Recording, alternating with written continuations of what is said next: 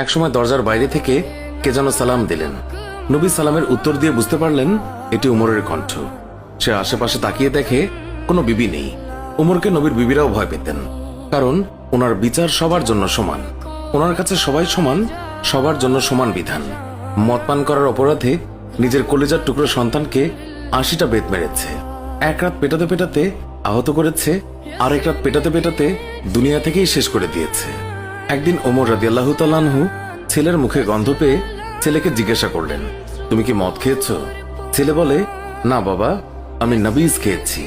নবীজ হচ্ছে ১ কেজি দুধের মাঝে ১০-১২টা খুরমা সারা রাত ভিজিয়ে রাখলে খুরমার রস দুধে মিশে গিয়ে দুধের রং লাল হয়ে যায়।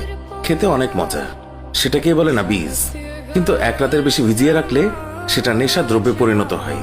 উমর রাদিয়াল্লাহু তাআলা আনহুর ছেলে ৪ রাত ভিজিয়ে রেখে তারই স্বাদ নেয়ার জন্য খেয়েছিল। ছেলের মুখে গন্ধ পেয়ে তাকে মসজিদে নিয়ে যায়। তখন জোহরের নামাজ হয়। উমর তার ছেলেকে মসজিদে নবীর পিলারে বাঁধে। ইমাম সাহেব নামাজের সালাম ফেরানোর পর উমর রাদিয়াল্লাহু তাআলা আনহু বলেন, নামাজের পর সবাই থাকবেন, গুরুদণ্ড আছে। নামাজের পর হাজার হাজার মানুষ অবাক হয়ে দেখলেন হযরত উমরের ছেলে পিলারে বাঁধা। অনেকেই ভাবল হয়তো একটু রাগ ধমক দেখিয়ে তিনি ছেড়ে দেবেন। অনেকেই বললেন ৪০টা বেত প্রহার করবেন। এক একজনের এক এক মন্তব্য। আবার কেউ বললেন উমরের মন অনেক কঠোর, সে পুরো শাস্তিই দেবে। এইভাবেই কানাঘুষা চলতেই থাকে। এরই মাঝে উমর চেয়ারে বসে জল্লাদকে ডাকলেন, বললেন, শক্ত দেখে একটি চাবুক এনে চাবুক শুরু করো। জল্লাদ বিসমিল্লাহ বলে চাবুক মারা শুরু করলো।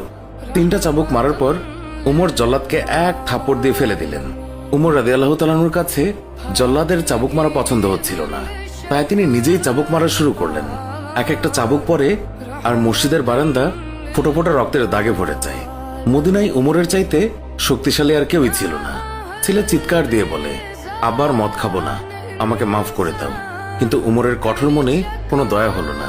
এবার আবু সাহামার মা উমরের পা ধরে বললেন, আমার ছেলেকে আর মারবেন না।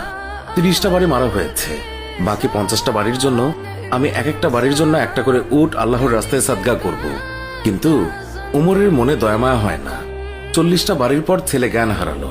50টা মারার পর আবু সাহামা দুনিয়াতে আর নেই। সবাই তখন নিস্তব্ধ হয়ে গেল। উমর রাদিয়াল্লাহু তাআলা আনহু রাগে গড়গড় করতে করতে বললেন, গোসল দে, জানাজা দে, কবর দে। কবর দেওয়ার পর ৫১ থেকে আবার কবরের উপর বাড়ি মারা শুরু করলো। এইভাবে ৮০টা বাড়ি শেষ করলো। শেষ করে আল্লাহকে বললেন, হে আল্লাহ, আমার ছেলে হওয়ার কারণে আমি বিচারে কোনো ছাড় দেইনি, একটা চাবুকের বাড়িও কম দেইনি। কিয়ামতের দিন তুমি আমাকে জালিমদের কাতারে দাঁড় করাতে পারবে না। আমিন।